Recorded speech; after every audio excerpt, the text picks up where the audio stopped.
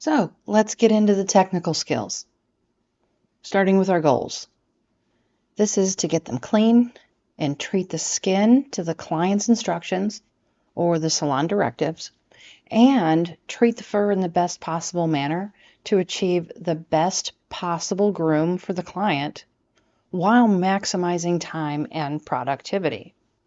We want to get them 100% clean and free of oils, dirt, dander, and debris.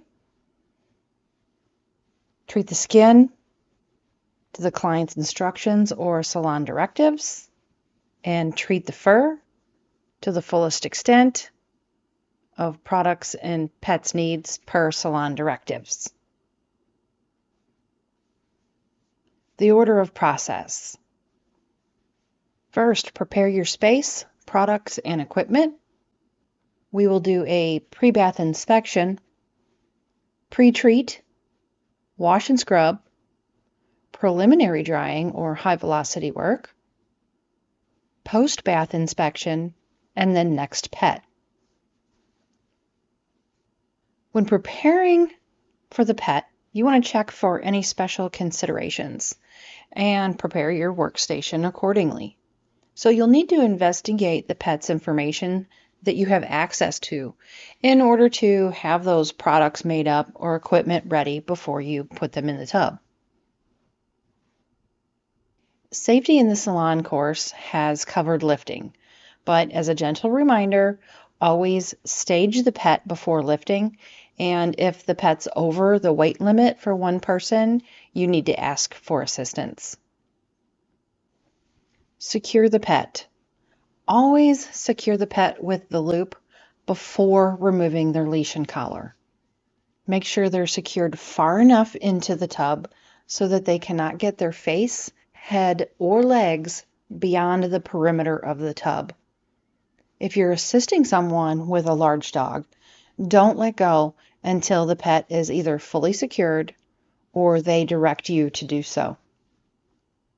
For large dogs that use steps or a ramp for loading into or out of the tub, or maybe are slip hazards, a rear hoist can be used to help them in and out safely, and a long towel can be used for this. Grooming loops are a valuable safety feature when used right. So always keep the loop on them and securely fastened when they're in the tub. Because if a pet feels slack in the grooming loop or it's too loose, they can attempt to back out of the loop and jump from the tub, possibly causing severe injury. A soapy pet can wiggle out of your hands much easier than you might think, unless you've competed in a greased pig contest before. During the course of the bath, if the neck area is difficult to scrub, don't remove the loop, just rearrange it to get the job done safely. You can push it back to scrub in front of it and push it forward to scrub behind it. If you need to reach the opposite side of any dog, you can turn them around using the rear swing method. I always recommend this for large dogs especially. For example, you pull the dog's rear towards you and push it towards the other side, thus turning the dog around without unhooking them. The pre-bath inspection is important to an effective bath and ensures the quality and safety of the pet in your care. What we find in this inspection also informs us of the type of shampoo and the addition or exclusion of things like conditioning products, leave-in treatments. You have the opportunity for excellence here.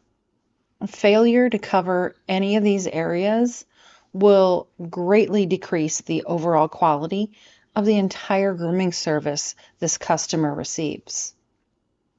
So do a visual and hands-on inspection to check the entire three-dimensional pet. Over, under, top, bottom, nose to rear end, the feet. You want to identify the following things: the thick or dense areas that will benefit from additional products or processes, since those will hold on to the dirt, debris, and odor. You want to check for matting that needs to be removed by the attending groomer. Here you want to pay for special attention to the red flag areas. Mats can hold shampoo under them, and that has the potential to cause skin problems or even disguise a medical condition that might need to be addressed immediately. We're also looking at debris by the eyes or sanitary area that requires more attention from you or that's too large or dry to be removed during this process.